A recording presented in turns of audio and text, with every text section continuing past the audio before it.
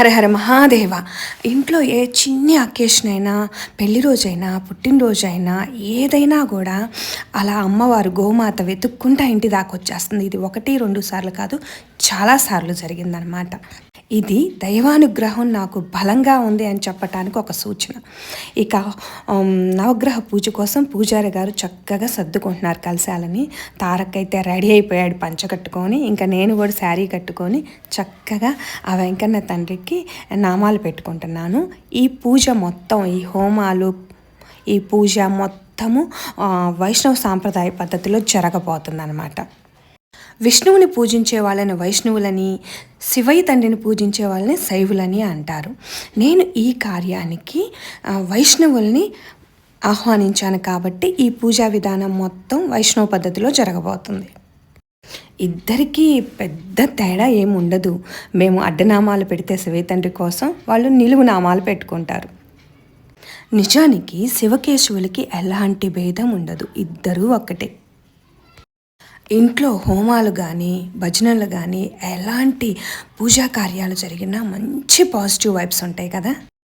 ఇక పూజ స్టార్ట్ అయిపోయింది. మొదటగా వెంకన్న తండ్రికి కలశ పూజతో ప్రారంభించాము.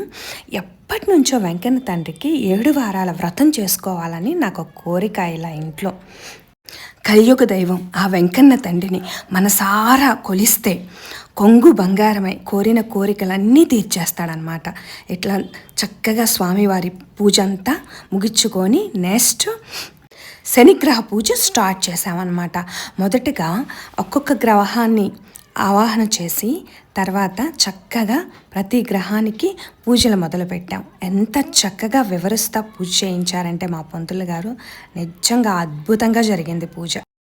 ఇలా శనిగ్రహ పూజని కంప్లీట్ చేసుకున్నాక చక్కగా శివయ్య తండ్రి అభిషేకాలు పంచామృతాలతో. ఈ శివయ్య తండ్రి అయితే సాక్షాత్తు కాశీ నుంచి వచ్చారనమాట. ఏదో తెలియని సంతోషం, పారవస్యం. స్వామిని అలా పట్టుకుంటున్నా, అభిషేకం చేస్తున్నా, అసలు ఆ ఫీలింగ్ కూడా చెప్పలేకపోతున్నాను నేను.